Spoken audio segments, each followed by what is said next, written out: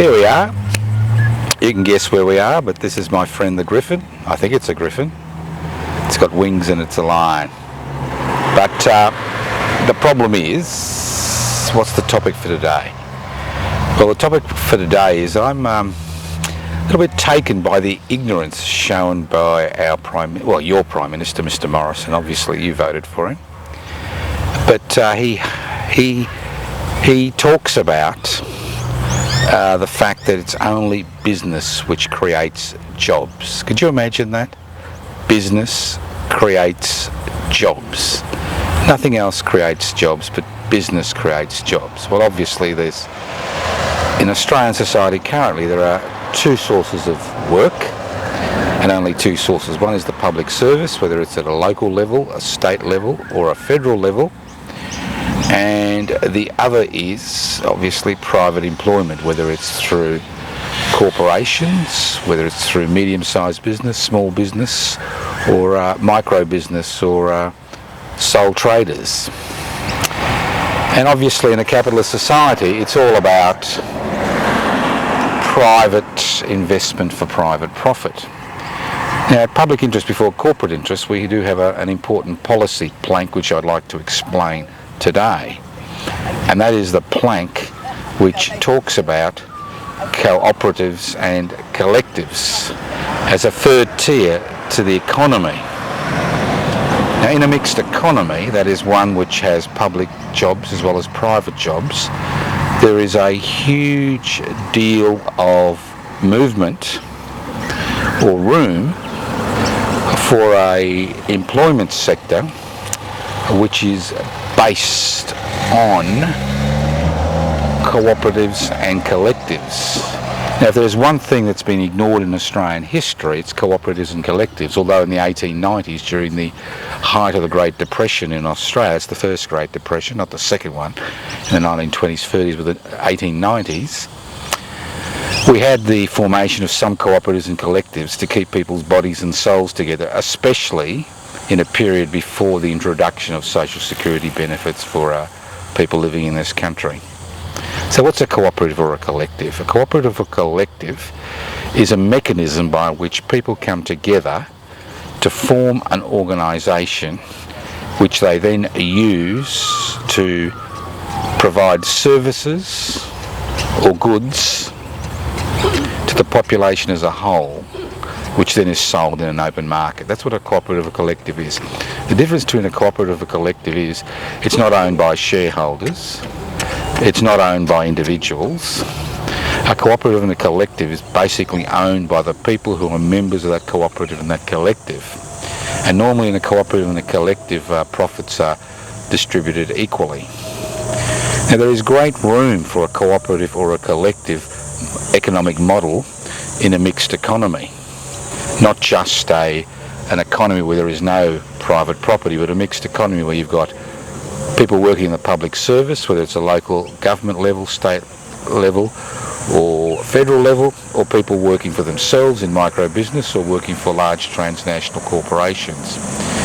What cooperatives and collectives do is not only do they provide sustainable employment to the people who are part of that cooperative and collective, they also provide security for people in that cooperative collective because of the nature of the way decisions are made in that organisation, and the mutual aid which is part and parcel of being in a cooperative or collective.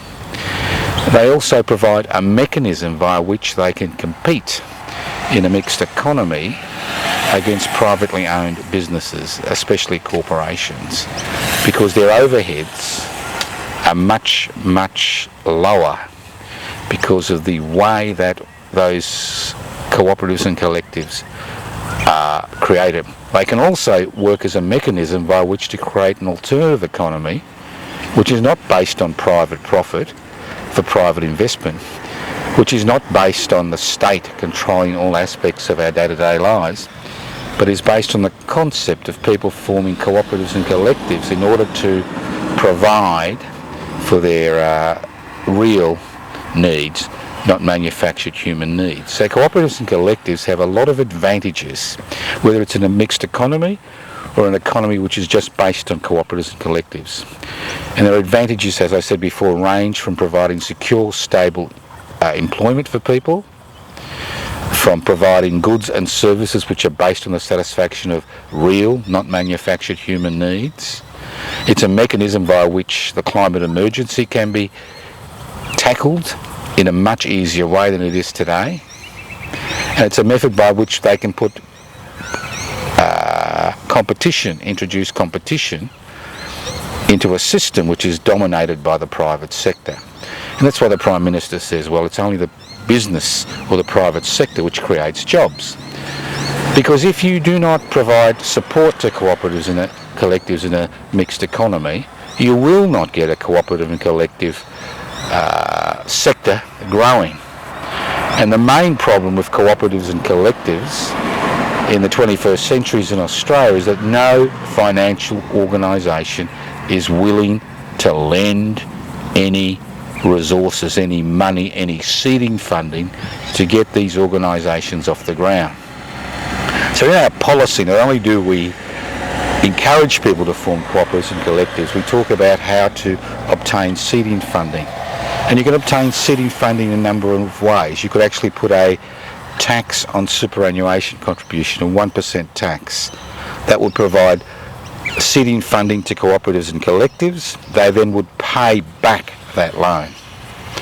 You could use the current economic craze for quantitative easing, that's QE, where you create money out of thin air and then distribute it in the population, as we're seeing during the COVID-19 crisis. So instead of transferring QE money into debt, what you can do is you can use those resources to finance cooperatives and collectives to actually provide the seeding funding. Now, cooperatives and collectives do work on a competitive basis, and you'll find that in Mondragon in Spain they are quite large and provide a very good model, not only in terms of the sharing of profits, but a model of decision making. Because the big problem in a capitalist society and in a communist society is that decisions are not made by workers about what they produce, how they produce it, which way they go about producing it. It's either made by an elite or it's made by a central authority, as in a communist government. So what we see in cooperatives and collectives is not just a way of providing safe, secure employment for a significant section of the population, which provides a reasonable return, but we also see a structure which can actually be used to tackle the major social, economic and cultural issues of our time. And as the climate emergency is one of the, well, it is the most significant issue we need to tackle apart from income redistribution, well then it is a mechanism via which all these concerns regarding the climate emergency can be addressed. Because currently, to address the climate emergency, we are relying on governments to pass legislation to ban certain forms of activity, or we are relying on the corporate sector understanding that continuing a carbon-based economy will ultimately not be profitable for them. But in a cooperative collective, it provides the infrastructure via which you can actually debate these issues and make decisions during the productive process of that cooperative and collective of how to minimise or eliminate that carbon footprint. So cooperatives and collectives can exist in a communist framework, they can exist in a capitalist framework, and they can exist in a self-managed economy which is based on production, based on the satisfaction of human needs. So it is a mechanism that needs to be explored with increasing population growth and finite resources and all the problems which are associated with a climate emergency in this country. Now my friend here, the griffin, well I think it's a griffin, it's a lion with some wings somewhere in Australia, and that's the only hint I give you, you know, is a mythical creature. In Australia today, in the 21st century, cooperatives and collectives are mythical creatures. But historically, we have seen the growth of cooperatives and collectives during different phases of human history, especially phases where we are faced with an emergency and we need to harness the collective human wisdom in order to address those emergencies. What's the point of relying on a central authority as the sole point of human wisdom, who then implements legislation to implement policies which may or may not actually tackle the issue at hand, which basically disenfranchises individuals and communities from being involved in that decision-making process? Because the electoral process in Australia does that.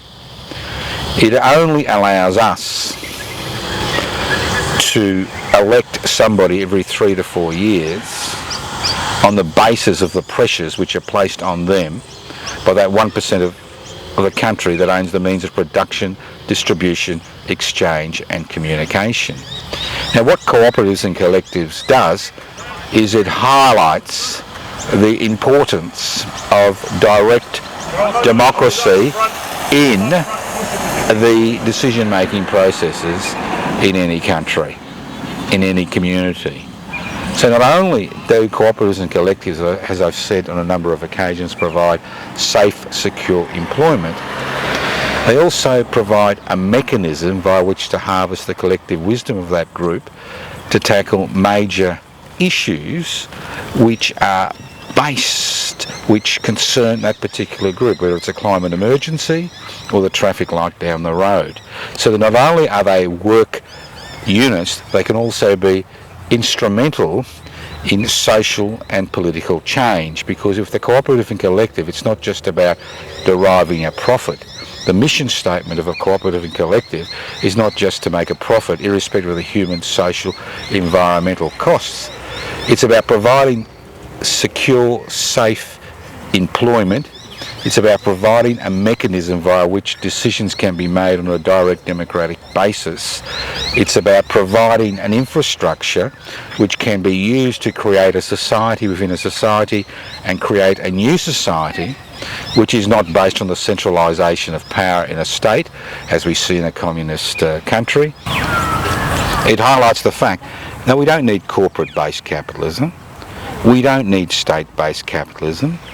We don't need an economy which is based on private investment for private profit, which continues to produce goods and services irrespective of the human, social, environmental costs.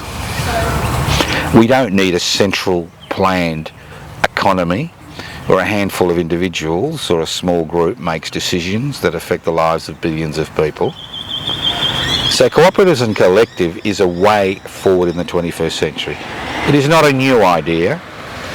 It's an idea which has come to the fore every time that human societies have been faced with calamities. It's a method of organisation that we see in many First Nations peoples, the way they're organising, so that they can actually cope with the environmental challenges they're faced with the technology they have at that particular point in time. In many regards, the cooperative and collective is a natural evolutionary force, because what allowed Cro-Magnons, which is our species, our particular species of human beings, to dominate the planet was not our cruelty, was not our ability to destroy the natural world, not our technological innovations, but the fact that we are social beings and we began to work together in various ways to try to solve the problems of human existence, to try to solve the problems which face every community, every institution, every family, irrespective of their racial origins, sexual orientation, gender, class, and the list goes on and on.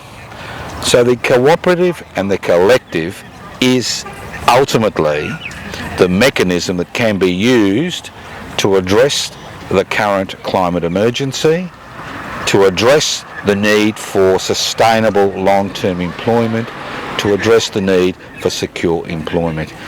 Ultimately, it is the infrastructure that will allow us to create that new society which is able to deal with the issues that are at the forefront of human history in the 21st century, whether it's pandemics, whether it's a climate emergency, whether it's lack of food, is irrelevant. What is relevant is to create the infrastructure and the structures which can be used to address these issues. Now, my friend here, the griffin, in a park somewhere in Australia, agrees. But it agrees because it can't speak. Think about it. Do we go down the same pathway? Do we go down the same pathway of private investment for private profit, creating private profits to meet artificial demands, to create new artificial needs, irrespective of the human, social and environmental costs? Or do we continue to rely on central planning, as they do in many sovereign nation states around the world? Or do we resurrect the idea of a cooperative and collective and create a mechanism by which to provide seeding funding to allow millions of Australians to be productive in an era where artificial intelligence, in an era where mechanisation, in an era where human labour is no longer needed in order for a society to function?